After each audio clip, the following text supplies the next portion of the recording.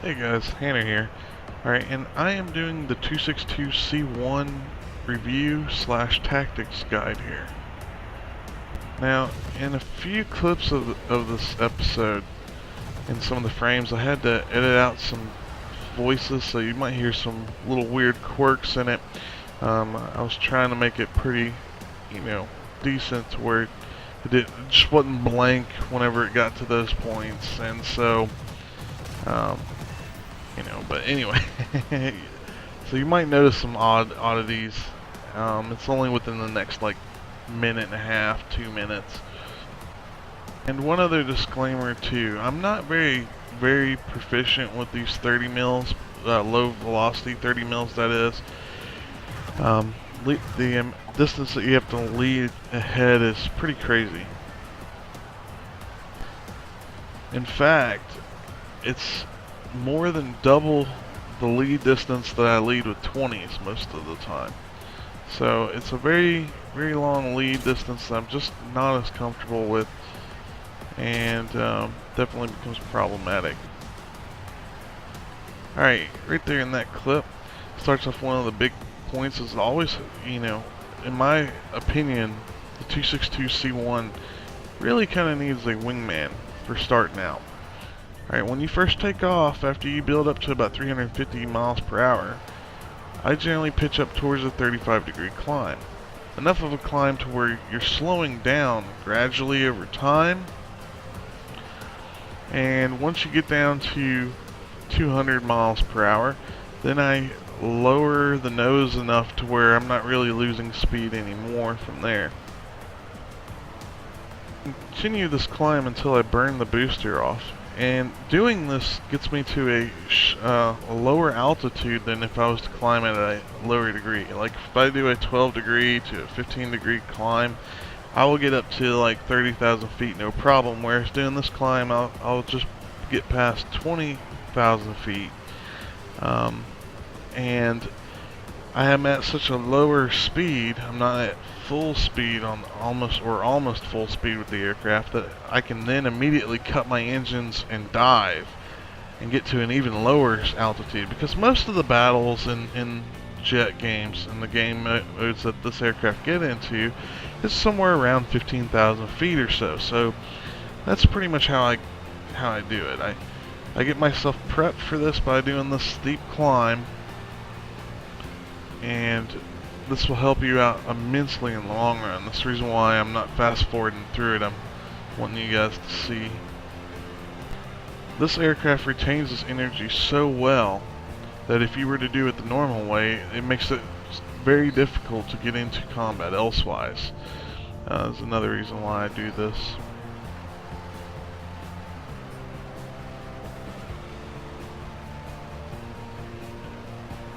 And I know what you guys are thinking. You're like, what is a bow fighter doing here? That's the exact same thing I was thinking too. But someone brought him in. There's been a lot of people doing that lately. I was in a match where we had 5 people on a team. I was in this 262. We had one other guy in a 262A1. And then the guy brought a platoon of 4 was also there. And the platoon had an Ouroboros, 2 Junkers, 87 Stukas, and a BF-109E3. And I'm just like, really? And I tell them, I'm like, guys, you're screwing the team. And they're like, well, we're here to win. It's like, and I say, well, we're not, because they're all going to mob me and the other jet to death and then win. And they did. And they won. And then the guys called me a noob. Alright. Now, the key thing with the 262 C-1a is you really want to treat it kind of like any other boom zooming aircraft. It retains its energy really well. You don't want to turn fight very much, and if you are going to do turns, you want to, do some kind of radial turns to maintain your high energy. often while you're getting into the fray of things, you're going to have sabers come along and go diving after somebody, and you're going to want to try to chase them. Don't do it. The only time you really want to dive on a saber is if he's already low and he's already, trying to attack somebody. And don't follow him down. That wastes your energy, Other aircraft, non-swept wing style, you can follow down. But following, like the Saber for instance, following him down would be just a waste of energy. Because he's so much faster. It's just, you might get him. You can get lucky sometimes. But will it be worth it in the long run? No.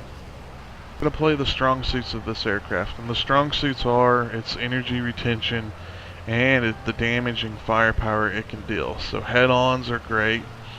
But you also have to be aware of its weaknesses too. You don't have air brakes, and your 40 millimeters are also low velocity rounds. As well as you can get to the highest point out of any aircraft and fast. However, you cannot do this again later. Unless you go back to the airfield, of course.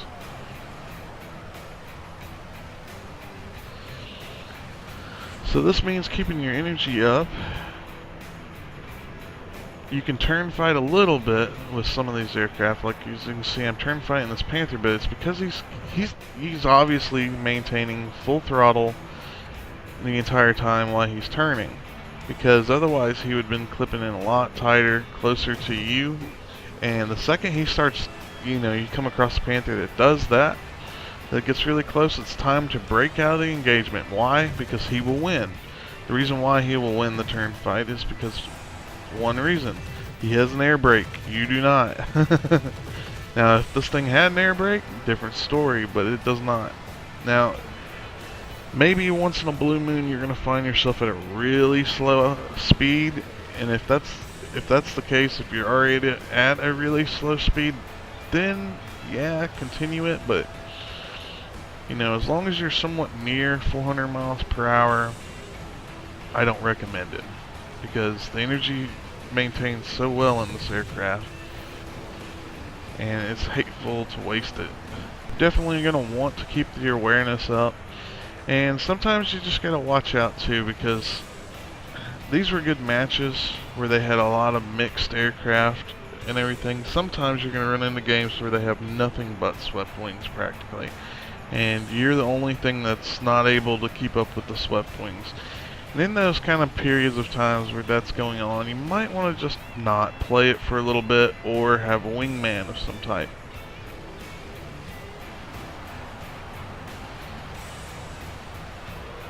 You can go up to a higher wingman, such as another Saber, a Canadian Air Saber pilot, or a MiG pilot, or something like that.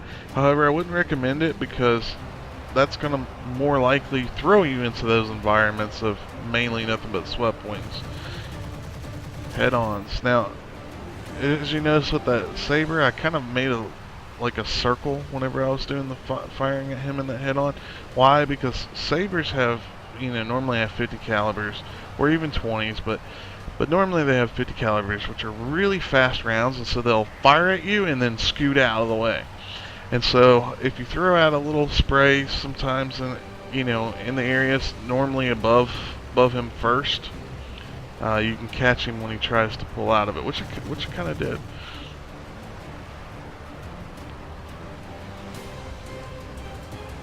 And never be afraid to head on with these aircraft. And getting into the groove of flying this would probably take several games. Just throwing that out there too. Okay, so I got one head on, and then this guy says, I'm going to head on him too. Which I just thought was hilarious. Like 2 in a row. I mean, really? I don't know about anyone else, but I would just never ever do head-ons with a 262 ever. Now, if you do find yourself getting overwhelmed by people, remember that this aircraft does turn pretty good when it gets slow, and you will, as you start dodging, you keep slowing down. You know, that's just the turning burning effect. You know, so just keep that in mind. I recommend that you have very high awareness on your crew, because just like the Panther, you will get attacked a lot from other directions very often.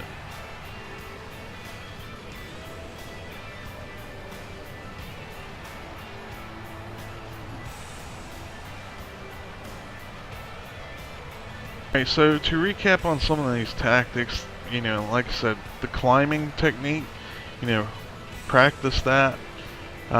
If you're, my aircraft is fully moduled out because I worked to fully max it out before, you know, before the records and everything. And so if you're not fully maxed out in your aircraft, you might not be able to climb so nice at the degrees I do. It's okay. Just get it around 350.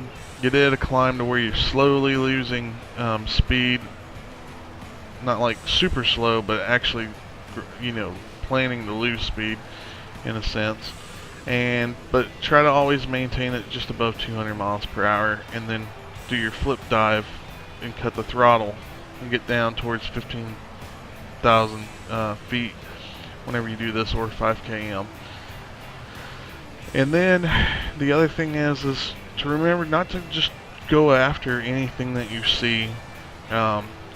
You know, swept wings especially, don't try to chase them down. Keep your energy at that altitude, that potential energy up. And whenever you do come across an aircraft that you can actually keep up with, such as these Panthers and such, follow through with them. Your weaknesses, again, you're going to have these slow firing 30 mils. They're very slow. They're so slow that in a moment, I'm going to show you something really interesting.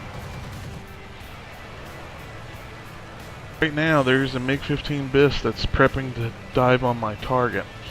And my slow rounds, I'm firing at him, and I just clipped my friend's wing off. Because that's how slow those rounds are. In fact, here, let me show that to you again. Slow motion. Look at those slow rounds. Boom. They clip him. Any other gun, the rounds would have already been long gone. But those slow 30 mils, I mean, seriously, they're so slow. And you have to lead by so much. And I just barely missed that Panther too. And the guy proceeds to jump my case about that, you know. And I can understand the frustration of getting shot down by teammates. I've had it happen many times, but that one was just a rare fluke. Stepping back, okay, let's, there's another weakness that I did forget to mention, so let me bring that up. This aircraft, without its rocket booster, is a slow accelerating jet, okay? Which is another reason why the fact that it lacks a air brake kind of sucks, because once you do have to slow down anyway, now you're kind of screwed. But it's hard to slow down, you know, as fast as you want to, because even if you cut the throttle all the way back and you do turns with the Panther, if he throws out his air brake, he's going to outturn you. So you just got to really watch that. You got to pay very careful attention to their turns. And if you notice that they're actually turning tighter, like just as tight as you, it's at that moment you know that he's already cutting his throttle. He's probably going to throw out his air brake. You might as well just continue on, make him have to turn around to come back at you while you build up your energy again.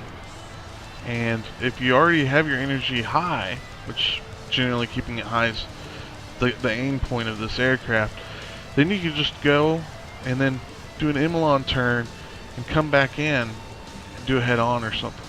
You know, puts you at a better vantage point. It's very crucial to remember head-ons are important in that lead distance.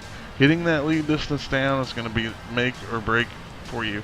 And if possible, where possible, always have a wingman. Alright guys, I hope you guys liked this video. And if so, give me the big thumbs up and subscribe for future content to come. Good hunting, guys. Real, but this one actually looks amazing. Okay, bringing up picture. That is the car. That's the thrust SoC. You see the decals match there and how well they look and everything, and this humongous engines, which I think is the reason why he decided to do this, because these huge engines in these nacelles on the side of the aircraft, I mean, they're just massive. And I'm going to flip this plane around and give you guys